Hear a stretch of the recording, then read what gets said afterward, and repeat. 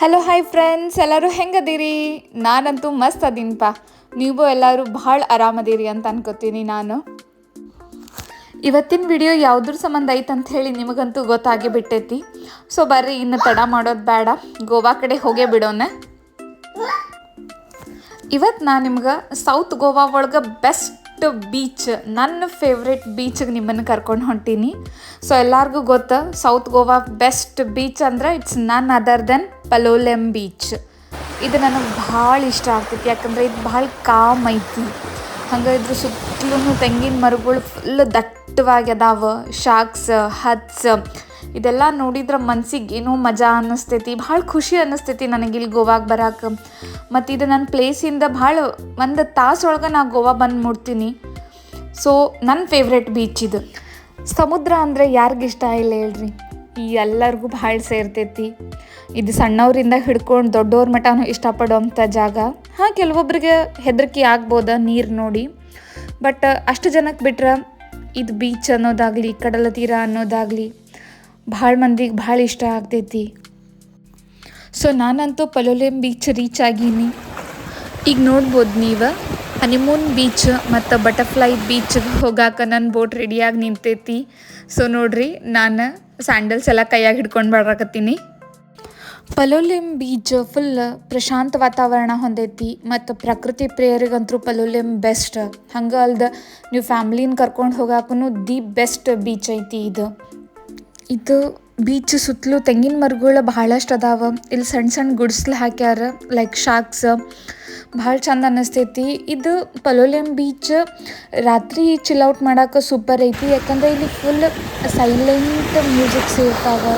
Full night out ಇಲ್ಲಿ ಕಳಿಬೋದು. ರಾತ್ರಿ ಎಲ್ಲ ಫುಲ್ ಕ್ಯಾಂಪ್ ಫೈರ್ ಅದು ಮಾಡ್ತಾರೆ.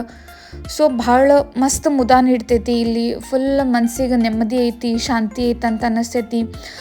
ಸೊ ಕಡಲ ತೀರದ್ನಾಗ ನಿಮಗೆ ಹೋಟೆಲ್ಸ್, ಅರ್ಬಿ ಅದು ಇದು ಎಲ್ಲನೂ ಸಿಗ್ತೈತಿ. ಯಾವುದಕ್ಕೂ ನೀವು ಭಾಳ ಪೇಚಾಡೋ ಅಗತ್ಯನ ಬರೋಂಗಿಲ್ಲ. ಸೊ ಇಲ್ಲಿ ಏನಂತಂದ್ರೆ ಹಿಂಗೆ ಬೋಟಿಂಗ್ ಐತಿ, ಕಯಾಕಿಂಗ್ಸ್ ಅದಾವ. ಸೊ ನೀರು ಭಾಳ ಸ್ವಚ್ಛ ಐತಿ, ಭಾಳ ರೊಮ್ಯಾಂಟಿಕ್ ಫೀಲ್ ಮಾಡ್ಬೋದು ನೀವಿಲ್ಲಿ. ಇದು ಇಲ್ಲಿಂದ ಶುರು ಮಾಡಿ 1-1.5 ತಾಸಿನ ಜರ್ನಿ ಐತಿ. ಅಲ್ಲಿ ನಂಗೆ ಹನಿಮೂನ್ ಬೀಚ್ ಮತ್ತು ಬಟರ್ಫ್ಲೈ ಬೀಚ್ ಸಿಗ್ತೈತಿ. ಈ ಸಮುದ್ರದ್ನಾಗ ಪ್ರಯಾಣ ಮಾಡೋದು ಒಂದು ಸ್ವಲ್ಪ ಟೆನ್ಷನ್ ಅನ್ನಿಸ್ತೈತಿ, ಮಗುನದು ಹಿಡ್ಕೊಂಡು. ಬಟ್ ಅದರ್ ದೆನ್ ದ್ಯಾಟ್ ಇದ್ರದ್ದು ಪ್ರಯಾಣ ಭಾಳ ಸಖತ್ತಿರ್ತೈತಿ. ಫುಲ್ ಅಲೆಗಳೆಲ್ಲ ಬಂದು ಇದು ಮುಖಕ್ಕದು ಬಡಿತೈತಿ. ನಾವು ಕೈ ಅದು ಹಿಡಿದಾಗ ಅಕಸ್ಮಾತ್ ಇಲ್ಲಿ ಭಾಳಷ್ಟು ಪೇರ್ಗಳು ಬಂದಿರ್ತಾವೆ ದೋಣಿನಾಗ, ಅವ್ರನ್ನೆಲ್ಲ ನೋಡೋಕೆ ಚಂದ ಅಂತ ಅನ್ನಿಸ್ತೈತಿ. ಏನೋ ಎಷ್ಟು ದೂರ ನೀವು ನೋಡ್ತಾ ಹೋದ್ರೂ ನಿಮಗೆ ಸಮುದ್ರನ ಕಾಣಿಸ್ತೈತಿ ಹೊರತು ನಾವು ದಡ ಎಲ್ಲೈತೆ ಅಂತ ಹೇಳಿ ಗೊತ್ತಾಗಂಗಿಲ್ಲ. ಸೊ ನೀವು ನೋಡ್ಬೋದು ನೀರು ಎಷ್ಟು ಸಖತ್ತೈತಿ. ಇಲ್ಲಿ ಒಂಥರ ಬ್ಲೂ ವಾಟರ್ ಥರ ನಿಮಗೆ ಕಾಣಿಸ್ತೈತಿ. ಎಲ್ಲೂ ಈ ಬೀಚ್ ನಮಗೆ ಮೋಸ ಮಾಡೋಂಗಿಲ್ಲ. ಲೈಕ್ ಏನೋ ಒಂಥರ ಅಂದ್ಕೊಂಡು ಬಂದು ನಮಗೇನೋ ಒಂಥರ ಸಿಗಲಿಲ್ಲ ಅಂಥೇಳಿ. ನೀವು ಎಷ್ಟು ದೂರ ನೋಡಿದರೂ ನಿಮಗೆ ಸಮುದ್ರನ ಕಾಣಿಸ್ತೈತಿ. ಎಷ್ಟು ಆಳ ಆಯ್ತಲ್ಲ ಇದು ತನ್ನ ಗರ್ಭದೊಳಗೆ ಎಷ್ಟೆಲ್ಲ ವಸ್ತುಗಳನ್ನು ಮುಚ್ಚಿಟ್ಕೊಂಡಿರ್ಬೇಕು, ಅಥವಾ ಎಷ್ಟೆಲ್ಲ ರೋಮಾಂಚನಕಾರಿ ವಿಷಯಗಳಿರ್ಬೋದಂತ ಅನ್ನಿಸ್ತೈತಿ. ಇದು ಎಲ್ಲಿ ಮಟ್ಟ ಶಾಂತಿ ಇರ್ತೈತಿ ಅಲ್ಲಿ ಮಟ್ಟ ನಾವು ಆರಾಮಿರ್ತೀವಿ. ಸೊ ಒಂದು ಸರ್ತಿ ಇದು ತನ್ನ ಸಿಟ್ಟೆಲ್ಲ ತೋರ್ಸಾಕ ಮುಂದಾತಪ್ಪ ಅಂತಂದ್ರೆ ನಮ್ಮದು ಪರಿಸ್ಥಿತಿ ಭಾಳ ಕೆಟ್ಟ ಆಗ್ತೈತಿ. ಸೊ ಇಲ್ಲೊಂದು ಕಲ್ಲಿತ್ತಲ್ಲ, ಇದು ಏಕ್ದಮ್ ನಿಮ್ಗೆ ಟೋಟಲ್ ರೂಪದೊಳಗನ ಕಾಣಿಸ್ತೈತಿ. ಆಮೆ ಥರ ಅನ್ನಿಸ್ತೈತಿ ನಮಗೆ ಆಪ್ಷನ್ ಇದ್ದಿದ್ದು ಯಾವುದರ ಒಂದು ಬೀಚ್ ಕಡೆ ನಿಲ್ಲಿಸ್ತೀನಿ ಅಂತ ಹೇಳಿ. ಸೊ ನಾವೆಲ್ಲ ಮ್ಯೂಚುವಲ್ ಅಂಡರ್ಸ್ಟ್ಯಾಂಡಿಂಗ್ ಮೇಲೆ ಬಟರ್ಫ್ಲೈ ಬೀಚಿಗೆ ಹೋಗಾಕಂತ ಹೇಳಿ ಬಂದ್ವಿ. ಏಕ್ದಮ್ ಇದು ಬಟರ್ಫ್ಲೈ ಥರನ ನಿಮಗೆ ಕಾಣಿಸ್ತೈತಿ. ಏಕ್ದಮ್ ಬಟರ್ಫ್ಲೈ ರೀತಿ ಒಳಗನ ಐತಿ. ಬಟ್ ಒಂದು ಡ್ರಾಬ್ಯಾಕ್ ಏನಪ್ಪ ಈ ಬೀಚ್ದಂತಂದ್ರೆ ಇದು ಭಾಳ ಡೀಪ್ ಐತಿ. ಬಟ್ ಇದು ಬಟರ್ಫ್ಲೈ ಬೀಚ್ ಕಡೆ ಏನಾಗ್ತೈತೆ ಅಂದ್ರೆ ಒಂದು 10 ಹೆಜ್ಜೆ ನೀವು ಇಟ್ರಿಪ್ಪ ಅಂತಂದ್ರೆ ಆಲ್ಮೋಸ್ಟ್ ಮೊಣಕಾಲಷ್ಟು ಕೆಳಗನ ನಾವು ಹೊಂಟಿವೇನೋ ಅಂತ ಅನ್ನಿಸ್ತೈತಿ. ಸ್ವಲ್ಪ ರಿಸ್ಕಿ ಅಂತ ಅನ್ನಿಸ್ತೈತಿ, ಬಟ್ ಏನೂ ತೊಂದರೆ ಇಲ್ಲ. ನಾವೇನಂತ ಅಂದ್ಕೊಂಡ್ವಿ, ನಮ್ಮ ಬೋಟ್ನಾಗ ಇರೋರೆಲ್ಲರೂ ಒಬ್ರಿಗೊಬ್ರು ಸಾಥ್ ಕೊಟ್ಟ ನಾವೇ ಇಳ್ಕೊಳ್ಳೋಣ. ಸೊ ಮಕ್ಕಳನ್ನೆಲ್ಲ ಸ್ವಲ್ಪ ಹ್ಯಾಂಡಲ್ ಮಾಡ್ಕೊಳ್ಳೋಣ ಅಂಥೇಳಿ. ಯಾಕಂದ್ರೆ ನಮ್ಮದು ಒಂದು ಬೇಬಿ ಇತ್ತು, ನಮ್ದು ಹಿಂದಿದ್ದವ್ರದ್ದು 2 ಬೇಬಿಗಳಿದ್ವು. ಸೊ ಅದಕ್ಕಂತ ಹೇಳಿ ನಾವೆಲ್ಲರೂ ಮಾತಾಡ್ಕೊಂಡು ಬಟರ್ಫ್ಲೈ ಬೀಚಿಗೆ ಬಂದು ಇಳ್ಕೊಂಡ್ವಿ. ಇಲ್ಲಂತೂ ಪೂರಾ ಇಂಡಿಯನ್ಸ್ ಅದಾರ, ನಿಮಗೆ ಯಾರು ಫಾರಿನರ್ಸ್ ಇಲ್ಲಿ ಕಾಣಕತ್ತಿಲ್ಲ. ಇಲ್ಲೆಲ್ಲ ಆಲ್ಮೋಸ್ಟ್ ನ್ಯೂಬ್ಲಿ ವೆಡೆಡ್ ಕಪಲ್ಸ್ ಬಂದಿದ್ರು. ಸೊ ಅವರೆಲ್ಲ ತಮ್ಮದು ಇದ್ರನ್ಯಾಗಿದ್ರು, ಗುಂಗ್ನಾಗ ಅಂತೀವಲ್ಲ ಹಂಗೆ. ಸೊ ಎಲ್ಲರೂ ಫೋಟೋಸ್ ತಕ್ಕೊಳ್ಳೋದು, ಆಮೇಲೆ ವೀಡಿಯೋಸ್ ಮಾಡ್ಕೊಳ್ಳೋದು. ಒಬ್ಬೊಬ್ರು ಅಂದರೂ ಫುಲ್ ಇದು ಕ್ಯಾಮ್ರಾದ ಸೆಟಪ್ ಸ್ಟ್ಯಾಂಡ್ಗಳ ತಂದುಬಿಟ್ಟಾರ. ಫುಲ್ ಮಜಾ ಮಾಡಾಕತ್ತಿದ್ರು. ಬೋಟ್ದವ್ನು ಹೇಳಿದ್ದ ನಮಗೆ ಹಾಫ್ ಆನ್ ಅವರ್ ಮಟ್ಟ ನಾವು ನಿಂದ್ರಿಸ್ತೀವಿ, ಸೊ ನೀವು ಎಂಜಾಯ್ ಮಾಡ್ಕೋರಿ, ಆಮೇಲೆ ಬಂದು ನಾವು ಕರ್ಕೊಂಡು ಹೋಗ್ತೀವಿ ಅಂಥೇಳಿ. ನೋಡ್ಬೋದು ಬೋಟ್ಗಳೆಲ್ಲ ಸಮುದ್ರದ ನಡಕ್ಕೆ ಹೋಗ್ಯಾವ. ಸೊ ಇಲ್ಲಿ ಯಾವುದು ಕಿನಾರೆನಾಗ ಯಾವುದು ಬೋಟ್ಸ್ ಇರಂಗಿಲ್ಲ. ಸೊ ಇಲ್ಲಿ ನಾವು ಫೋಟೋಸ್ ಎಲ್ಲ ತಕ್ಕೊಳಕತ್ತಿದ್ವಿ. ಇದೊಂಥರ ಗುಹೆ ಥರ ಇತ್ತು. ಸೊ ನಾ ಇಲ್ಲಿ ಕುಂತೀನಿ. ಸೊ ಭಾಳಷ್ಟು ಫೋಟೋಸ್ ತೊಗೊಂಡ್ವಿ ನಾವು. ಭಾಳ ಚಂದ ಅನ್ಸಾಕತ್ತಿತ್ತು. ಸುತ್ತಲೂ ನೇಚರ್, ಸಮುದ್ರ ಸಮೀಪ ಅಂತ ಅನ್ಸಾಕತ್ತಿತ್ತು. ಇದು ಪಲೋಲಿಯಂ ಬೀಚದ ಎಂಟ್ರೆನ್ಸ್ನಾಗಂತೂ ನಮಗೆ ಈ ಥರ ಲುಕ್ ಸಿಗಂಗಿಲ್ಲ. ಫೋಟೋಸ್, ವಿಡಿಯೋಸ್, ಪ್ರೀ ವೆಡ್ಡಿಂಗ್ ಶೂಟ್ಸ್ಗೆಲ್ಲ ಇದು ಬೀಚ್ ಹೇಳಿ ಮಾಡಿಸ್ದಂಗೆ ಐತಿ.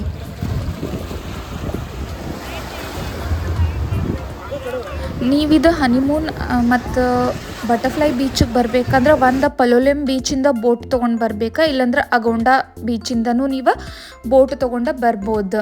ಬಟ್ ಬೋಟ್ ಇರಲಾರ್ದ ಇಲ್ಲಿಗೆ ಬರೋಕೆ ಆಗಂಗಿಲ್ಲ, ಯಾಕಂದ್ರೆ ಕಾಡೋದು ಭಾಳ ದಟ್ಟ ಐತಿ.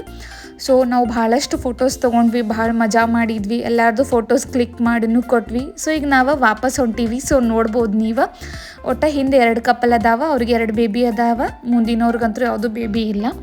ಸೊ ಭಾಳ ಮಜಾ ಮಾಡಿದ್ವಿ ನಾವು. ಸಮುದ್ರ ಭಾಳ ಸೇರ್ತೈತಿ. ಇಲ್ಲಿ ಬರಬೇಕಾದಾಗ ಇಲ್ಲಿ ಕೆಲವೊಂದು ಟೈಮ್ ನಮಗೆ ಡಾಲ್ಫಿನ್ಸ್ ಸಿಗ್ತಾವೆ. ಫುಲ್ ನಾವು ಶಾಂತ ಇದ್ವಿ, ಒಂದು 5 ನಿಮಿಷ 10 ನಿಮಿಷ ನಾವು ಬೋಟನ್ನು ಅಲ್ಲೇ ಸ್ಟಾಪ್ ಮಾಡ್ಕೊಂಡು ಸ್ವಲ್ಪ ಕಾದ್ವಿ ಅಂದ್ರೆ ಡಾಲ್ಫಿನ್ಸ್ ಬರ್ತಾವೆ. ಇಲ್ಲಂತೇನು ಅಲ್ಲ, but it's depends on mood ಅಂತ ಹೇಳ್ಬೋದು. ಯಾಕಂದರೆ ಕೆಲವೊಂದು ಟೈಮ್ ಕಾಣ್ತಾವೆ, ಕೆಲವೊಂದು ಟೈಮ್ ಅವು ಕಾಣಂಗೇ ಇಲ್ಲ.